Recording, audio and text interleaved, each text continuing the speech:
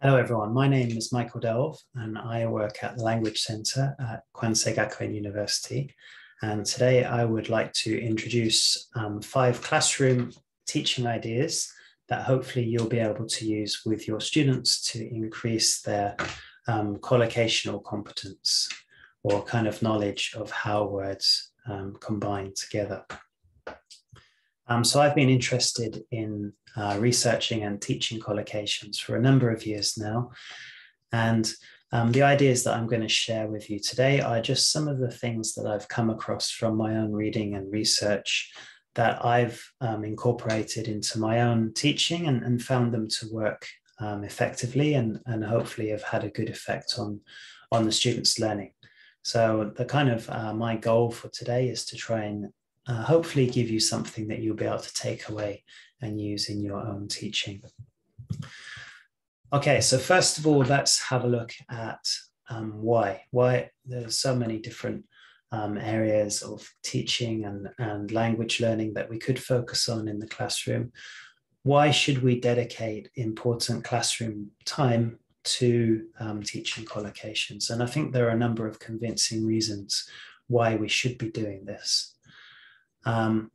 First of all, it's really important for our students to be able to cope with combinations of words into phrases, sentences, and texts. So processing and producing language at a natural speed really needs a good knowledge of how words combine and interact with each other. If students are constantly having to break down text into individual words, they're never going to be able to produce or understand language in a fluent way. And as Alison Wray points out, in order to be proficient in a language, we need to have a knowledge of how words fit together. So not just a breadth of knowledge, but a depth of knowledge as to which combinations of words work, and equally which combinations of words don't come together.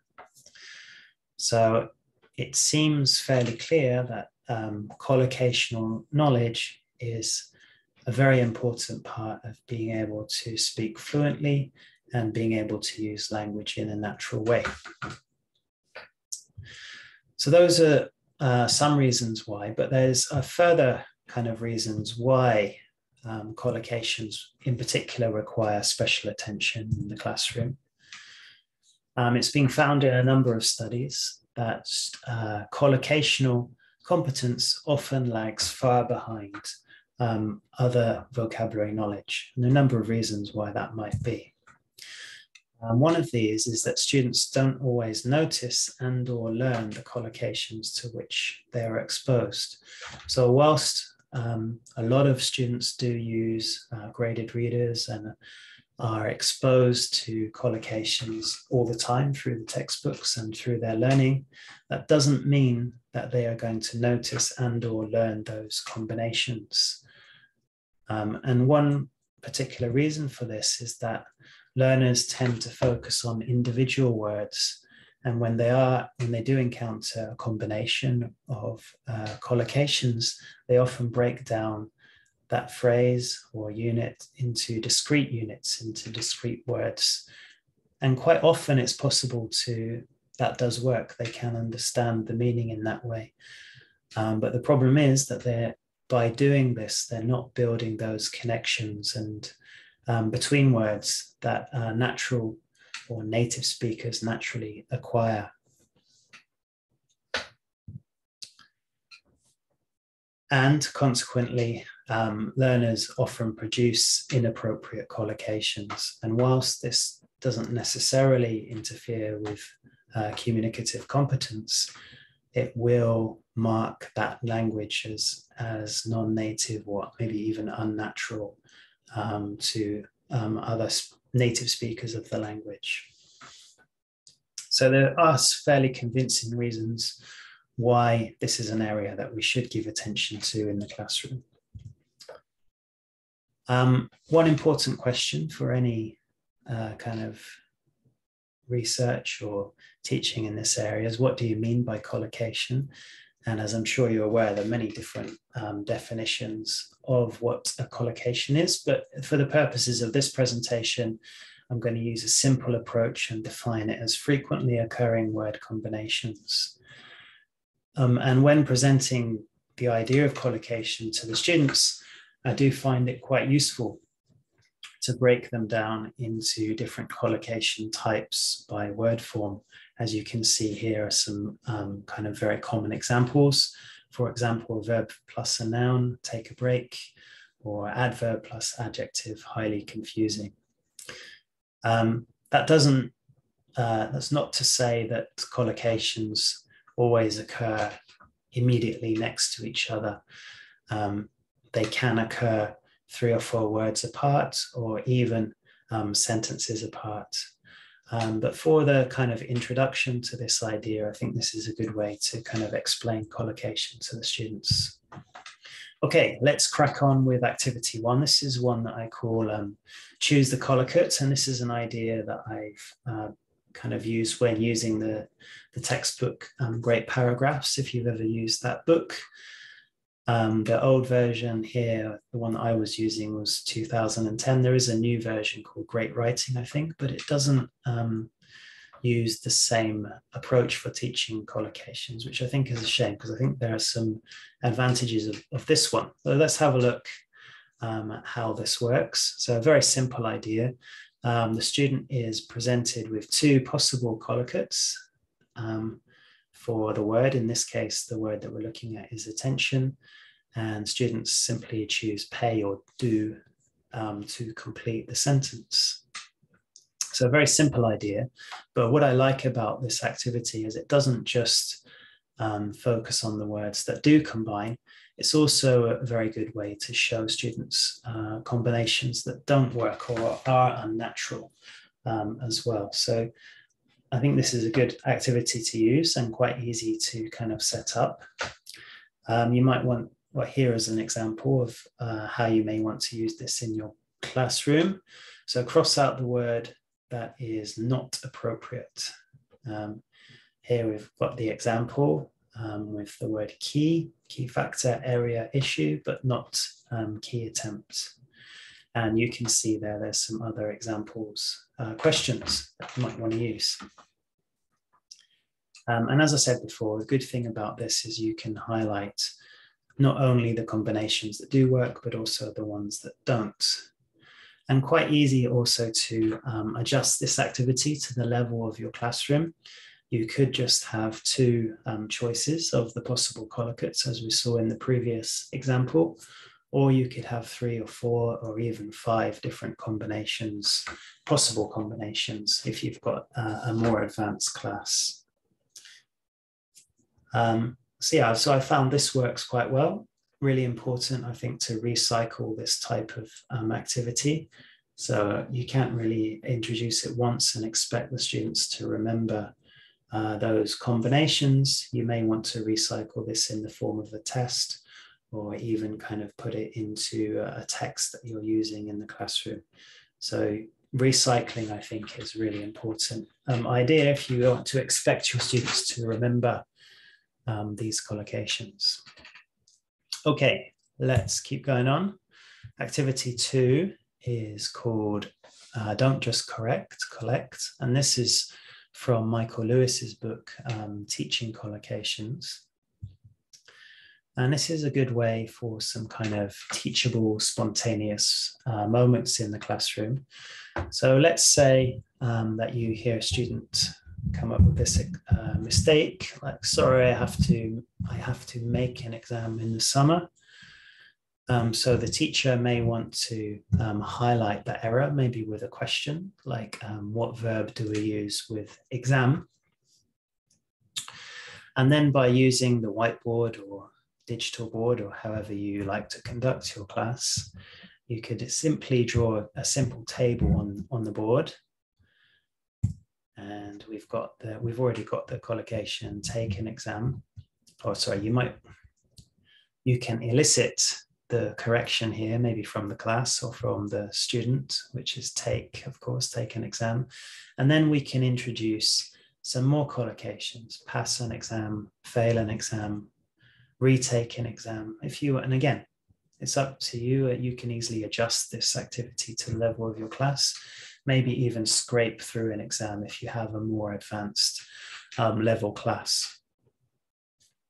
So why should we not just stop with take an exam and that correction? Well, I guess the idea here, or certainly the idea explained by Michael Lewis, is that we can't expect the students to learn what we are trying to teach. So just that one collocation, take an exam, might not stick. The student might just fail to learn that collocation. But if we throw a few more collocations in there, there's a higher chance that we're going to improve their collocational knowledge. Maybe some of them will stick in their mind.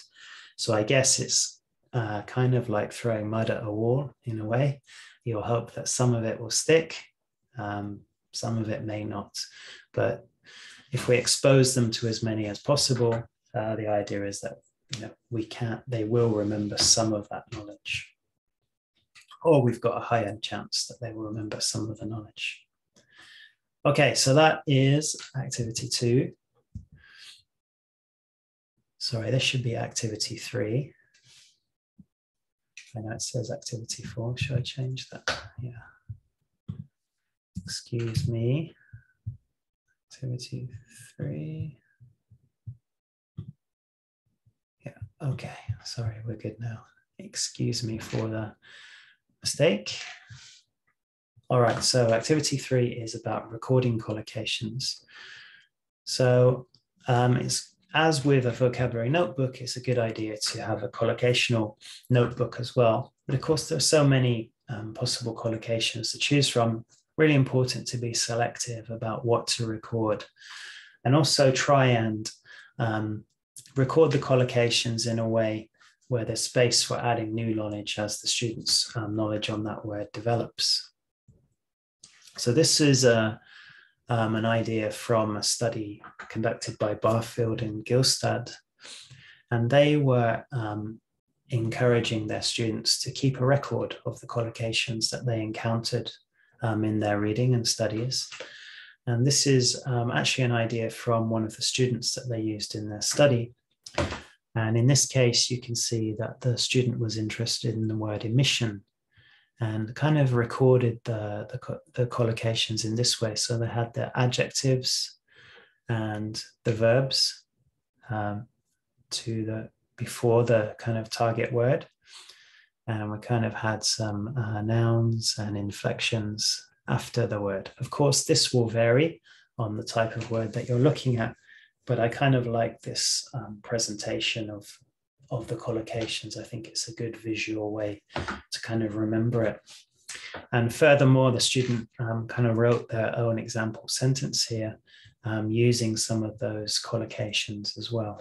So I'll give you a moment to have a look at that.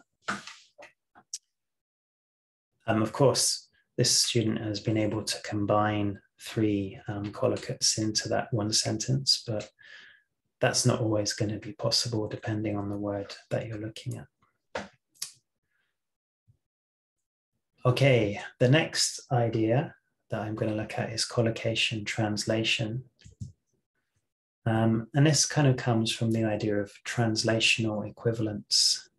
So some collocations will be exactly the same word for word in English to Japanese, and these are called congruent collocations. However, incongruent collocations are words that don't translate word for word the same in both languages. So here are some examples comparing Japanese to English. So speak your mind, which I think is kimochi o hinasu in Japanese, is congruent in both languages. It's literally speak your mind in English and speak your mind. I think ki is maybe mind, the kanji for mind in that word. So we can call this collocation congruent because it matches word for word. However, there are a large number of incongruent collocations. between Japanese and English as well. So in English, we say throw a party, but you can't say throw a party in Japanese. You need to say hold a party. So in this case, if the Japanese student looked at the word throw, that might be a bit of a strange one to translate individually. So here is a case where the combination of words is important. And of course, kind of from some of my own research as well, as you would expect, the congruent collocations are much easier to acquire than the incongruent collocations.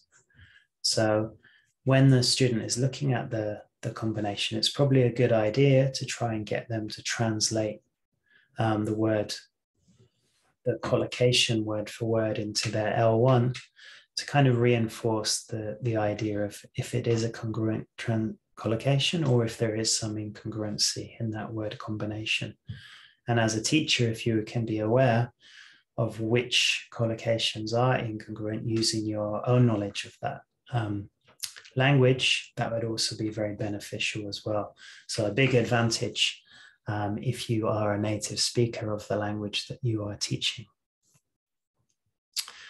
All right, and kind of an extension. Sorry, this is still activity 4, isn't it?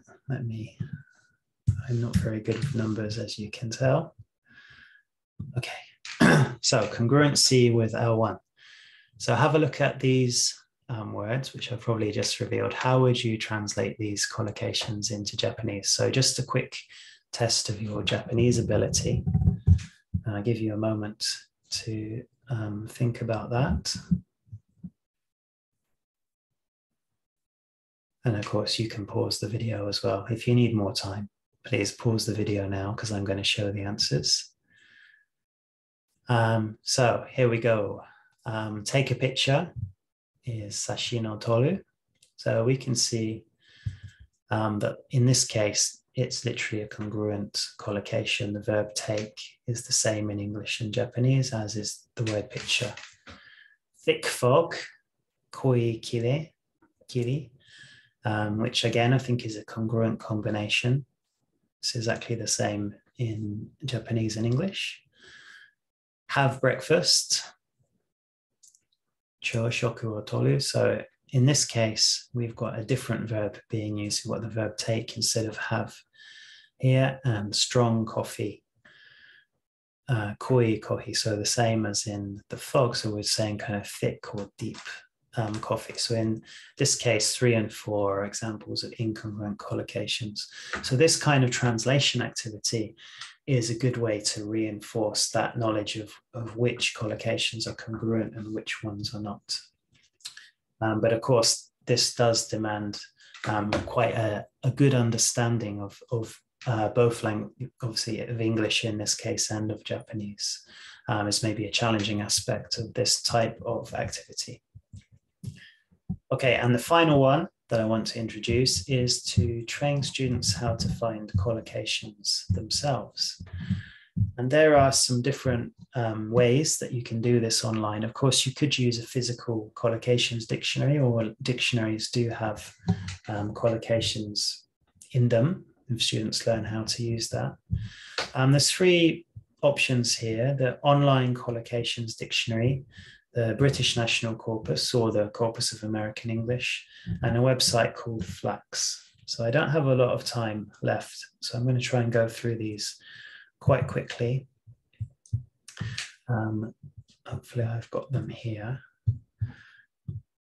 So this is the online collocation dictionary, free by Oxford. There are a lot of ads, but it is quite a useful resource. For example, let's look at the word water, and you can see, unfortunately, there are lots of ads on here, but it does break them up.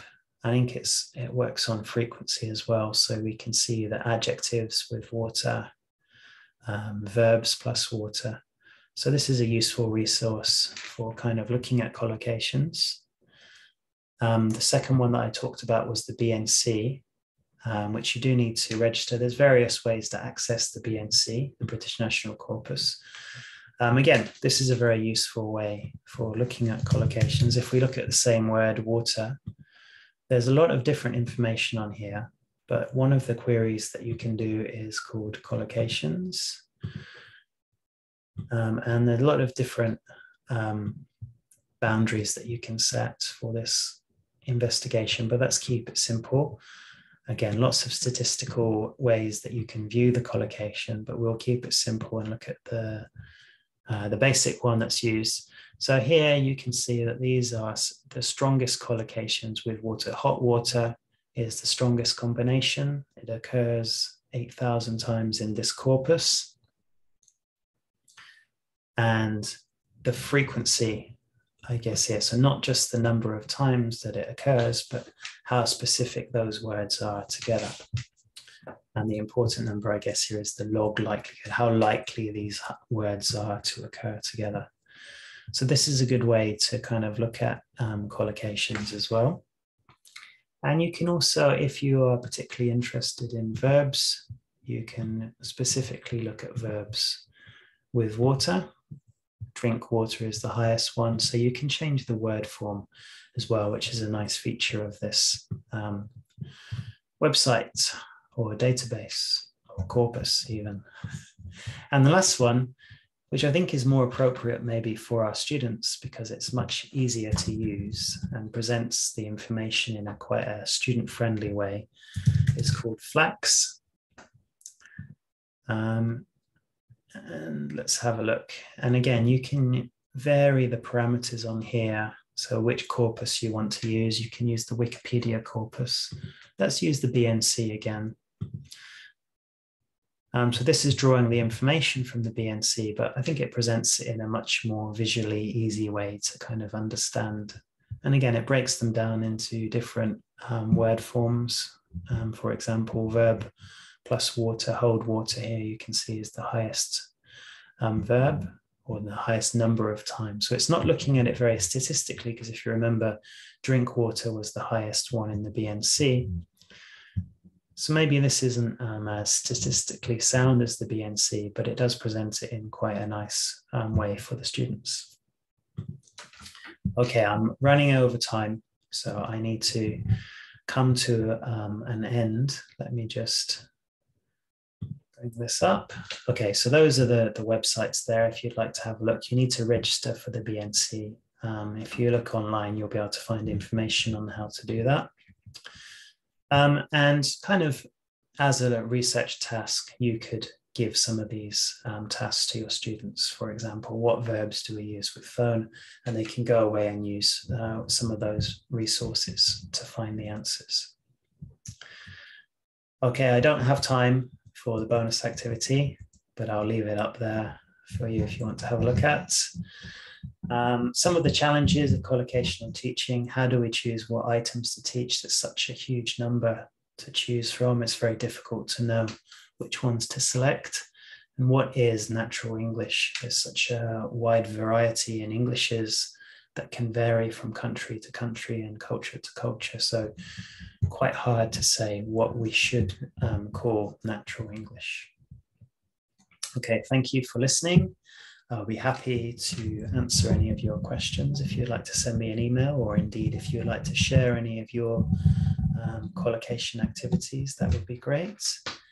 And here's my references. Thank you very much for listening, and have a nice day or evening or morning, depending on when you're listening to this. Goodbye.